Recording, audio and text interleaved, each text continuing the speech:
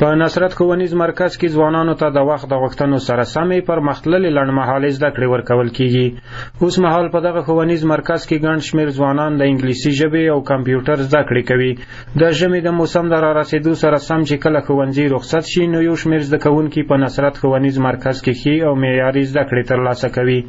د درسو په اړه که په لنډو کې درته ووایم نو نصرت ښوونیز مرکز د شاګردانو تعداد نظر تیر کال ته سږ کال ډېر زیات شوی دی. د درسي سیستم څخه ته دی تر ډېره حده راضي دي. د درسي کلاس په اړه نور درسي مواد دي ته نه تر ډېره حده دوی راضي دي او ځکه موږ د جریان د دغه میاشتې سر نه ګورو تعداد یې مخ په وړاندې روان دی. ډېر کسان راځي علاقهمندي ښیي یعنې د نورو کسانو چې کوم دلته درس کیفیت کتلی تعداد یې ور په ور زیاتېږي او راځي او د درس د معیار څخه دی ډېر راضي دي.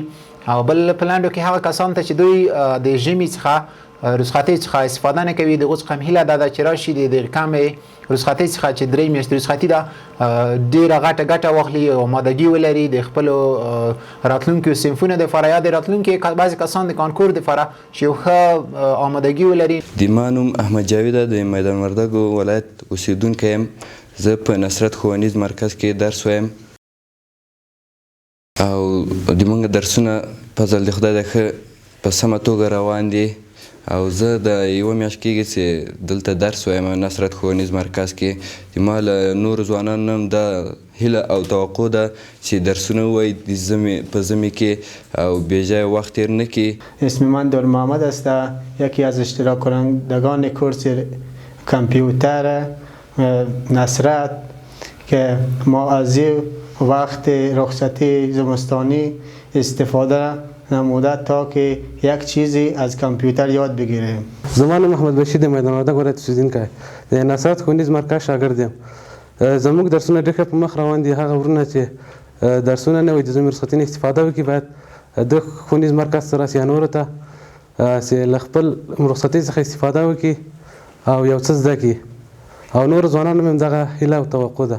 نصرت ښوونیز مرکز نه یوازې دا چې د ژمي په رخصتیو کې ځوانانو ته د لنډمهاله زده کړو زمینه برابروي بلکې د کال په اوږدو کې بېلابېل ښوونیز او روزنیز پروګرامونه هم لري چې د میدان وردګ ولایت د پوهنې ریاست هم د دغه روزنیز مرکز فعالیتونه ستایي او د ځوانانو په سالمه روزنه کې ارزښتناک ګڼي. الحمدلله موږ په سږ کال کې یعنې د موږ او تاسو چې اوس جریان لرو په دې کال کې موږ د ډېرو کورسو څخه لیکونه لاسلیک کړي چې د موږ شاګردان په تخفیف په 50% تخفیف حتی 10 شاګردان که هغه اقتصاد به بضاعت وي موږ یې ورته معرفي کوو او په وړیا توګه به یې دی څخه خپل زده کړې کوو. دونه به زه مثالونه درته وکړم چې د نصرت ښوونیز مرکز دی الحمدلله موږ ډېر ورسره څخه راضي یو.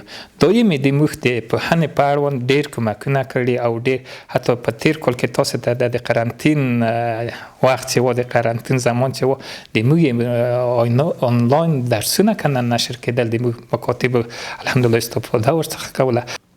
موږ ژمني کورسونه لرل د کانکور آمادګۍ کورسونه هم لرل حتی په مکتبو کې ورته دایر کړي وو.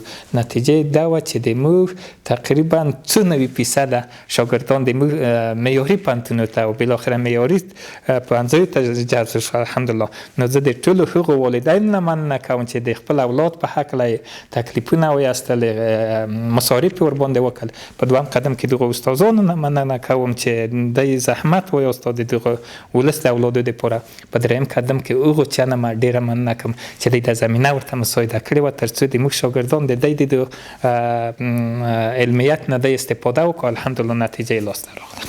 نصرت ښوونیز مرکز تیر کال په فعالیت پیل وکړ چې تر دې دمه یې ګڼ شمېر زده کوونکو ته د انګلیسي ژبې کمپیوټر او د ښوونځیو د نورو مضمونونو لنډمهاله زده کړې ورکړي دي چې ورسره له یو لوري د ځوانانو د پوهې کچه لوړه شوې ده او له بل لوري یې هم په ټولنه کې ځوانانو ته د سالم او رغنده مصروفیت زمینه برابره کړې ده.